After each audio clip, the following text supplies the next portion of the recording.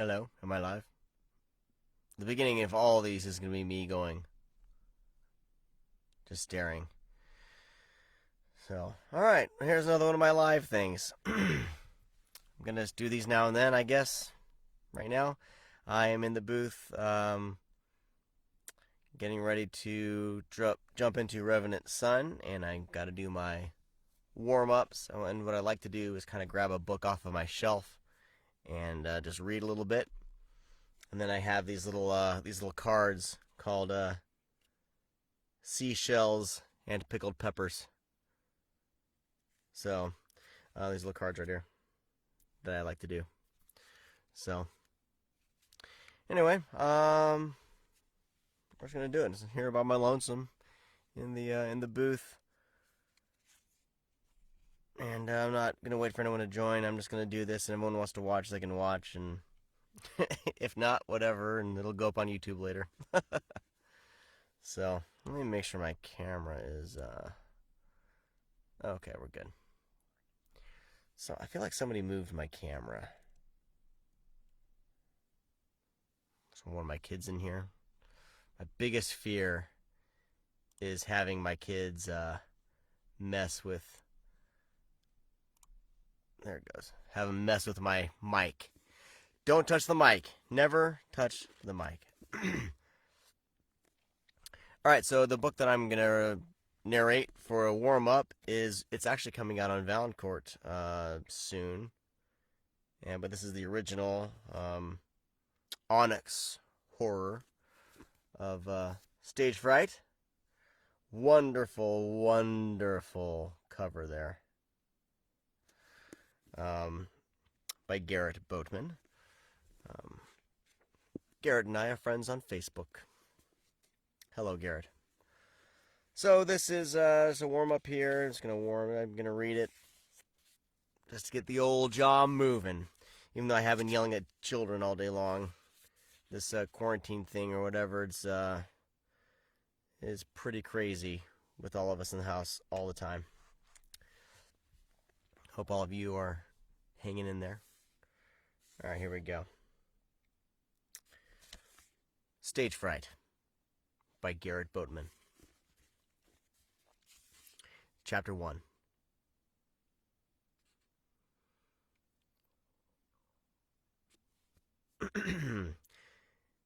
The eel-gray water of the Hudson River slapped hungrily against the hull of the police boat as it nosed through the fog. Already the soup made visibility poor.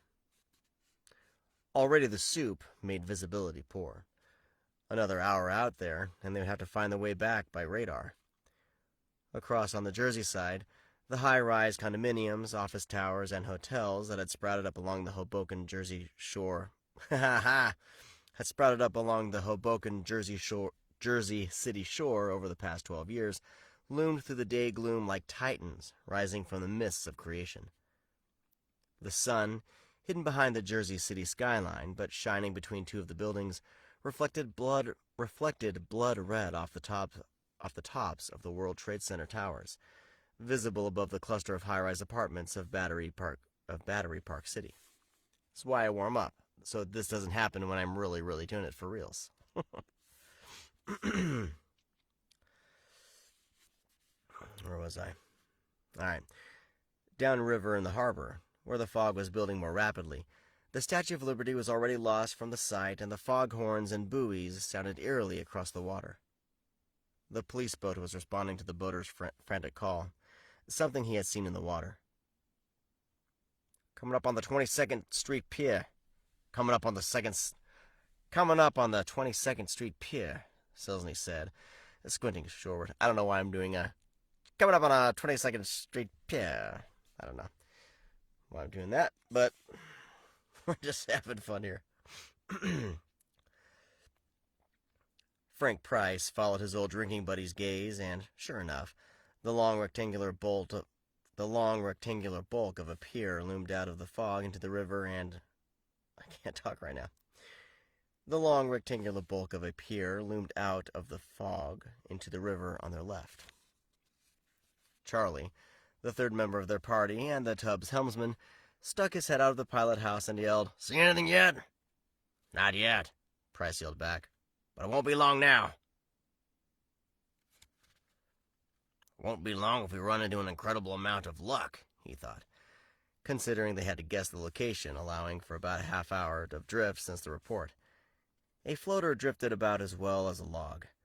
Would have made things a lot easier had the boater stayed with the corpse and kept in radio contact. Whew.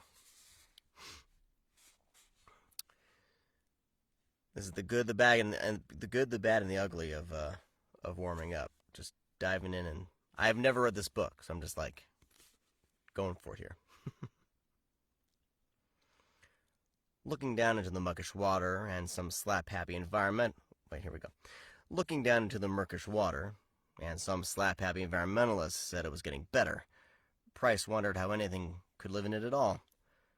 Not that he minded taking a dip in the Hudson. He had even swum all the way around Manhattan 2 summers in a row when he was younger.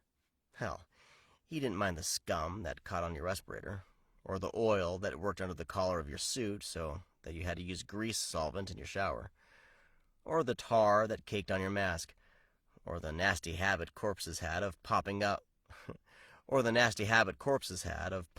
the inky blackness into the white beam of your lantern. Does that happen? Does that happen a lot? He was going on 50 and had been diving in the Hudson in the line of duty for 23 years. He had dived in the East River. He had dived in the East River and the Harlem River, too, in daytime and at night. It didn't make much difference down there. He dived for murder weapons, drowning victims, and dumped bodies. And in all those hundreds of man-hours spent underwater, he had never been afraid. Until now. Lately, the river had gone sour. People around the dock areas and aboard small craft had, over the past 2 weeks, been mysteriously disappearing. Boats had been found drifting or tied up at their moorings empty. In some cases, stereos had been left blasting, showers running, lights blazing, drinks unfinished. And more sinisterly, in some instances, there had been signs of struggle, broken furnishings, scraps of torn clothing, and blood. Price had seen a few of the boats and had talked to those who had seen others, and in every case, not a single body had been found, neither above nor below the water. Then, 2 days ago, police officers Lorenzo and Mueller had vanished from their boat without a trace after going out on a routine search for 2 stiffs in a Dodge that had been off the end of a pier and never returned. Price had seen their boat too, had seen the blood, and unlike the other boats from which people had disappeared, had seen the bullet holes. At least one of the cops had fired his weapon several times. The slugs dug out of the deck and the pilot house were 38 caliber, the same as police issue. The TV and papers were having a field day with the whole mess. A few reporters hinted that the disappearances and presumed homicides might be drug-related. Others called them the actions of a group of crazed mass murderers. Neither explanation made much sense to Price. Mass murderers, sure, that was obvious. But where were the bodies?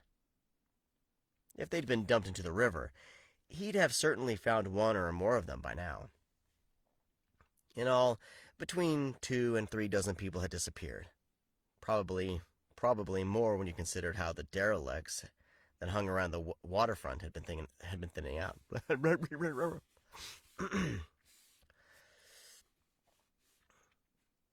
Probably more when you considered how the derelicts that hung around the waterfront had been thinning out. Price shivered, as if an icy tendril of fog had found its way under his wetsuit to touch his spine. He had a bad feeling out here on the river tonight. Or maybe it was just the residue left over from his dreams.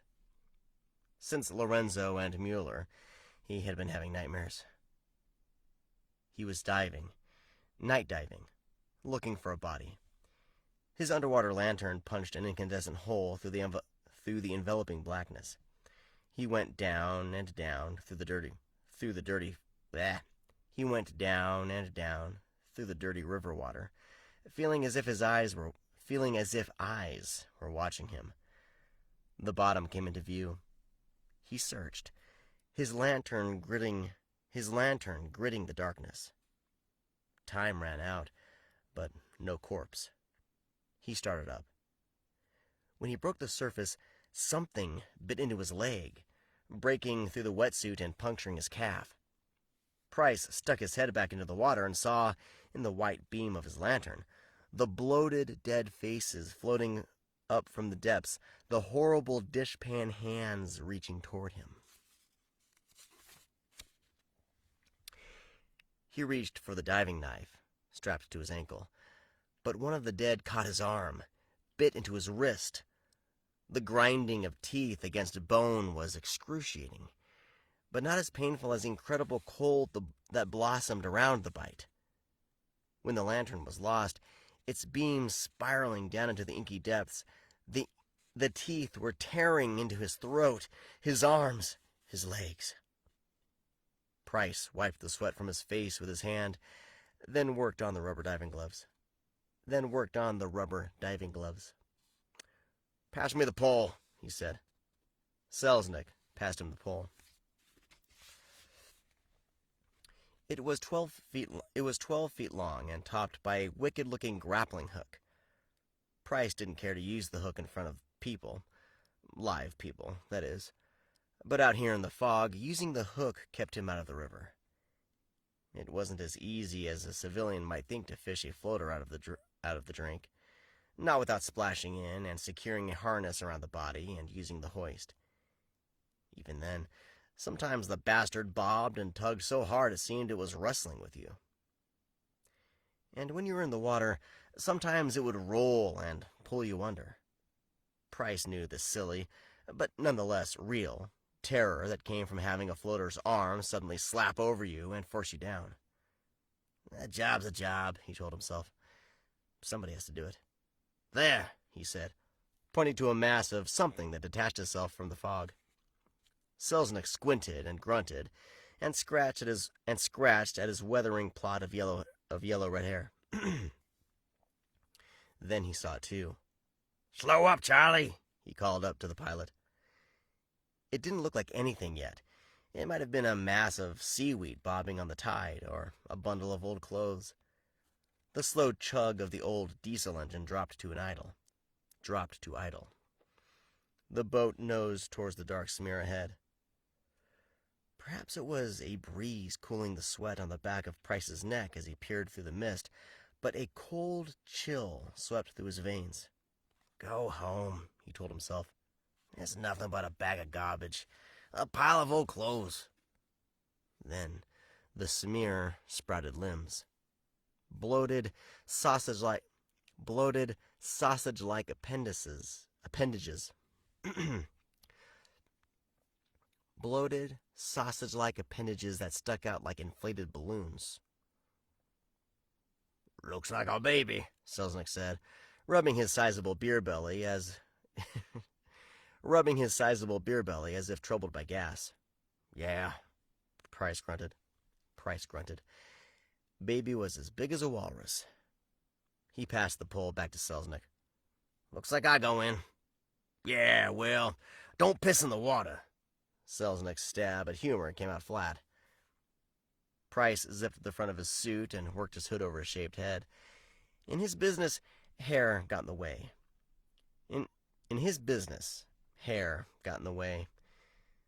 Then he pulled on his tank as Charlie cut the engine, and Selznick readied the grappling pole to snare the floater and hold it in place until he could get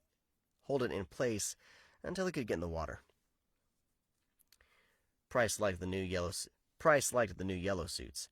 Liked the idea that he'd be easier to spot in case something fouled up. He didn't like the notion of fish nibbling out his eyes. Nor did he find appealing the thought of his getting hung up on something down there and turning to jello inside his suit. Eventually swelled up so much he would split a seam in his wetsuit. He wondered about that. Could a wetsuit contain the bottled-up pressure once the corpse bloated? The image he conjured up was almost comical, but not quite. Not when the face of the blimp figure was his own. He had handled enough corpses to know the feel of their jellied, waterlogged flesh. Sometimes they were so saturated with river water and so badly decomposed, the flesh came off in your hands. Blech. and when you had the corpse on deck, gases had a nasty way of leaking out. On warm, humid days, the police tub smelled like the inside of a used coffin. He didn't look forward to going in. The boat drifted alongside the corpses, and the floater bumped silently against the hull. With an experienced twist of the grappling pole, Selznick snared it by its shirt. The body floated face down. Its long, matted hair spread like seaweed around its head. On the fat, bare arms that stuck out of the sleeveless sweatshirt were what must once have been tattoos. Though they were so stretched and pocketed with decay, it was hard to tell what they depicted. Looking down at the obesity lolling there 3 feet below, Price clamped his teeth around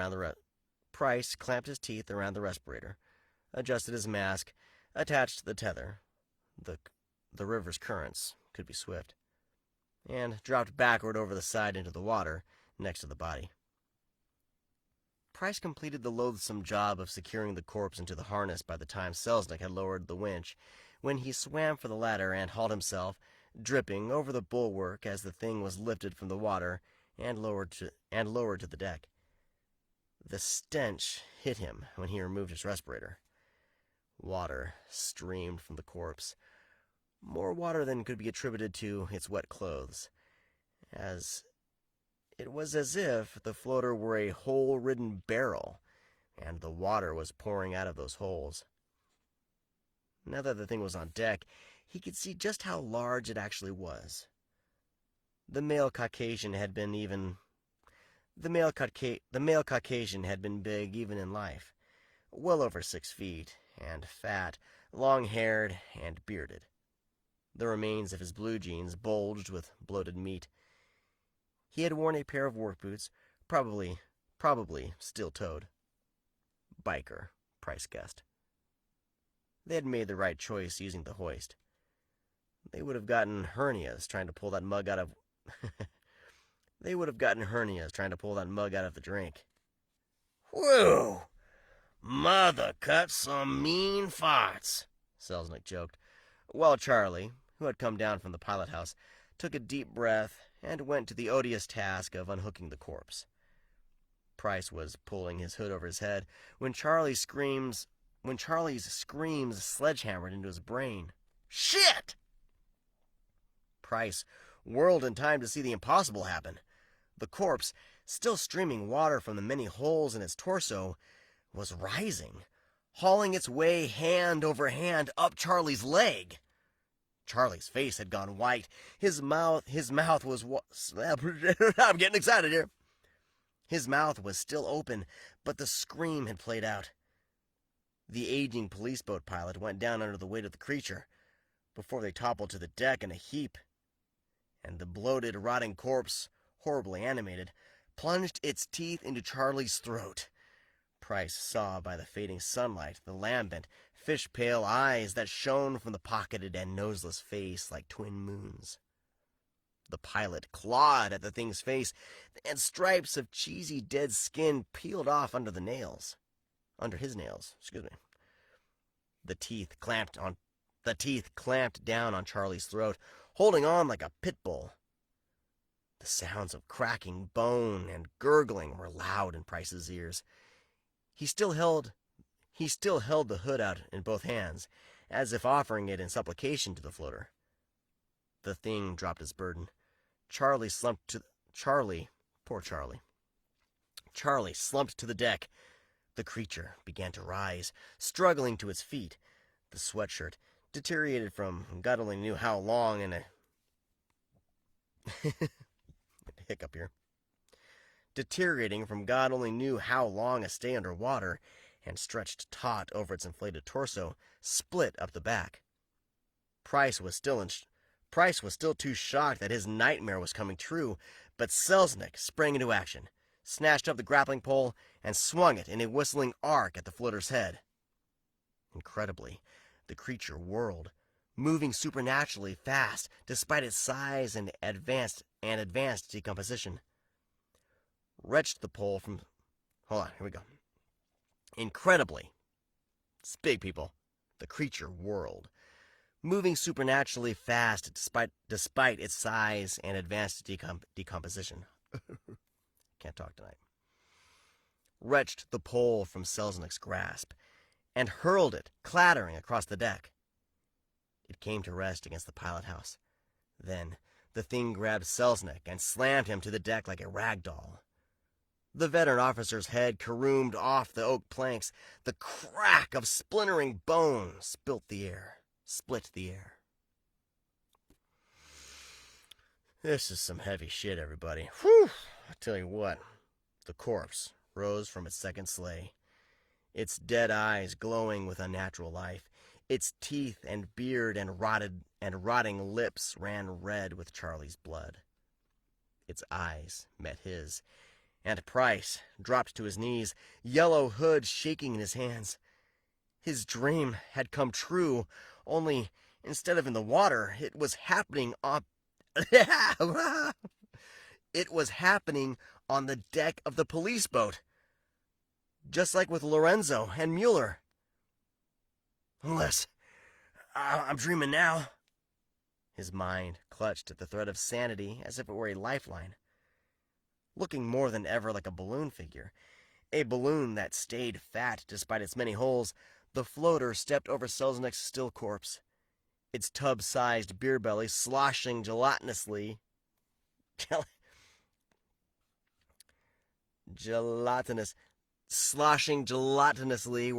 where it bulged from his torn sweatshirt. Price tried to stand, to back away, but tripped over his feet and went down heavily.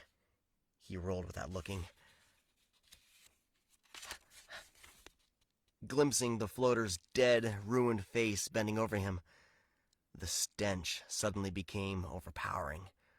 Propelled by terror, he kept rolling till he came up sharply against the bulwark. Shaking uncontrollably, Price scrambled to his feet. The monster was bearing down on him, hands big as catcher's mitts outstretched, fingers working eagerly. Even though it had decomposed, the thing's nails had grown. Price threw himself over the rail. The cold black water received him, closed over his head. His wetsuit buoyed him up almost instantly, and even as he bobbed to the surface, sputtering and gasping, he struck out, swimming for all he was worth away from the boat and the carnage on its deck. The boat was in his way. He had leapt from the wrong side, and he and the boat were drifting with the current at the same speed. A huge bulk splashed into the water beside him. Something grabbed his arm. A huge dishpan hand that smelt of seaweed and rot closed over his face. Long nails dug into his cheek and throat. The floater pulled him around, drew his face closer to its own, its dead breath mingling with his. The kiss of its teeth was ice. When Price stopped kicking, the floater released him and slowly began drifting cross-current toward the Manhattan docks, now invisible behind the blanket of fog. On the deck of the police boat, the corpse of the mutilated officers rose, blood streaming from their wounds, shambled to the rail, and pitched themselves overboard. Price, drifting face down in a spreading red tide, air bubbles escaping from the hole in his throat, stirred. When he came to, awakening to the consciousness of the dead, he was consumed by an overwhelming thirst that all the water in the Hudson couldn't quench.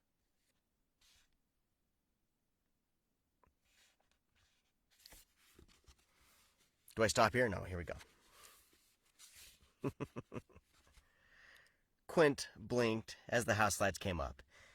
and experienced the curious sense of dislocation that always accompanied the return to reality. His elbow joints cracked as he straightened in the faded red velvet seat that had seen better days, and took in the audience. His brown eyes recording.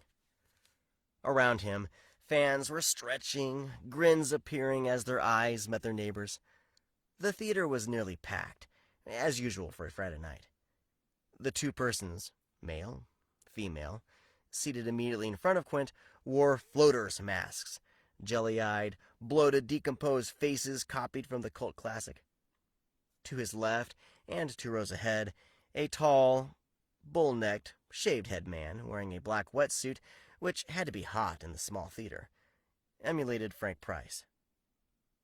All the way in the front, a group of role-playing teenagers doubled as their favorite member of the street gangs that would ultimately save Manhattan in Stark's opus. Audience participation. That was why Quint preferred catching the midnight show in Greenwich Village.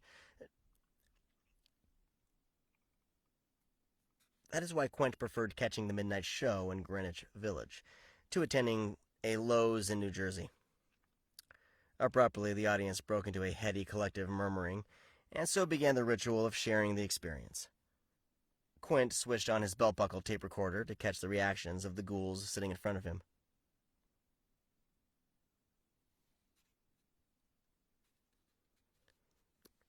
"Was it as good as last time?"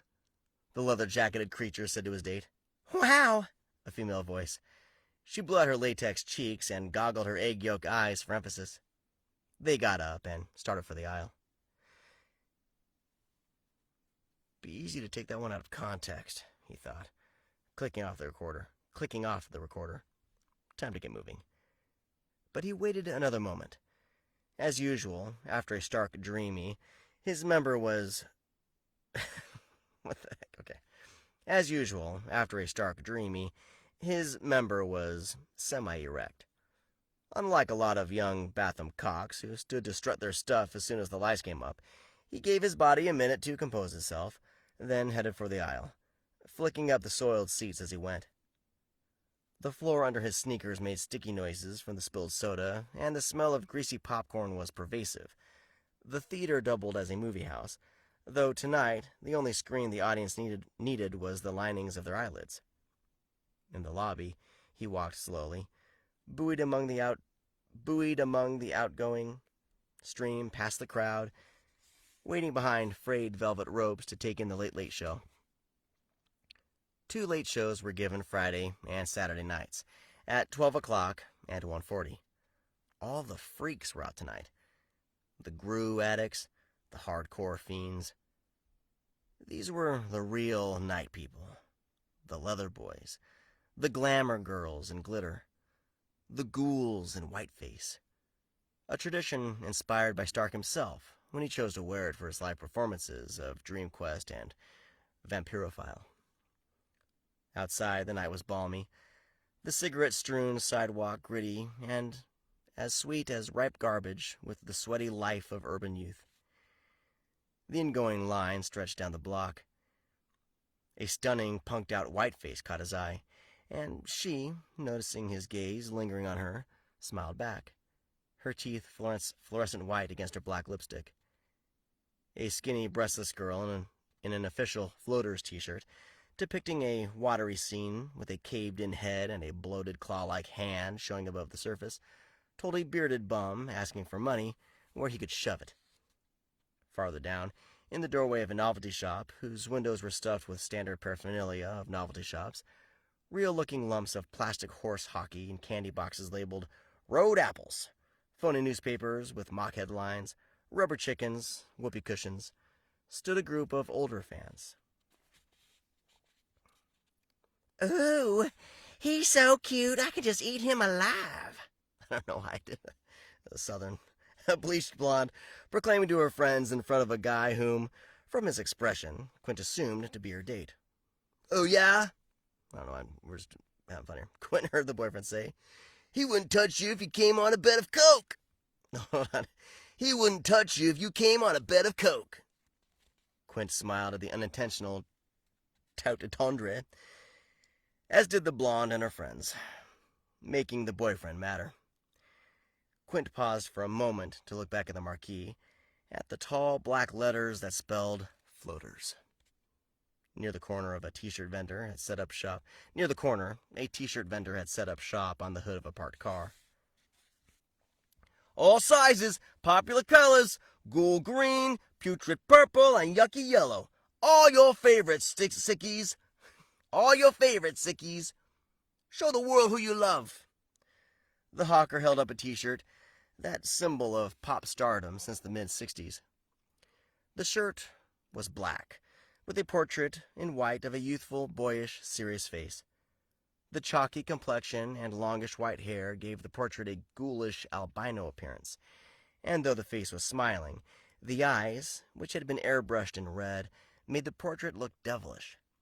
Izzy in whiteface, the pale prince of the undead image he had cultivated the first couple years of his stardom. Quint stopped, seizing on a thought. T-shirt. Symbol of stardom. How much? He asked the vendor, knowing that the prices varied from night to night, from customer to customer, depending on how the vendor sized you up. $9. Quint took the t-shirt from the vendor and looked into the blood-red eyes. Hey, you buying? Smiling, Quint handed the t-shirt back. Sorry. Too rich for my wallet. Well, the vendor allowed himself to look disappointed. Then, lowering his voice and leaning toward him, how about... But Quint was already rounding the corner. T-shirt. Symbol of stardom. I like it, he thought, as he hurried off to catch a PATH train back to Hoboken. An article was starting to gel. Maybe he can make a buck out of it. Anyway, that's first chapter of Stage Fright by Garrett, Boatman. It is out on Valancourt right now, the book. They did a paperbacks from hell version, so make sure you grab that when it comes out. Good stuff. That was fun to read. Thank you for hanging out and listening to me fumble through that. I always like to get all my fumbles, as many of them as possible, out on kind of a test read. And then I'll do a few tongue twisters, and I'll start doing stuff for real. So these are great, by the way. If you need any sort of like tongue twisters, these are fantastic. Is it focusing? Is it focusing? There we go. Seashells and pickled peppers. All right. Rory the Warrior and Roger the Worrier were reared wrongly in a rural brewery. Red lorry, yellow lorry, red lorry, yellow lorry. Pad kid poured curd, pulled cod. Gale's great glass globe glows green. All right. I think I'm ready to narrate. I will not be videotaping myself narrate. I apologize. But the warm-ups are always kind of fun for me to... because I'm just goofing around, you know? All right. If you need tongue twister stuff, check out Seashells and Pickled Peppers cards. If you can't find them, drop me a message, PM me or whatever, and I can point you in the right direction. And of course, like I said, grab Stage Fright from Valancourt, the re-release of the book. I believe there's an introduction there. I can't remember who did the introduction, but it's good stuff. And the cover, oh god, this cover's so good. Isn't that great? Like, yeah, we got a rockin' skeleton with the keytar. The keytar is what makes it fantastic. All right, maybe one of these days I'll have Garrett on the podcast, Audiobooks from Hell, so we can chat about this book and his work. That'd be great. All right, I'm out. I'm gonna start doing some real work now. Now that I think I could talk, I think I can. So thanks for hanging out and watching, and I'll talk to all of you next time.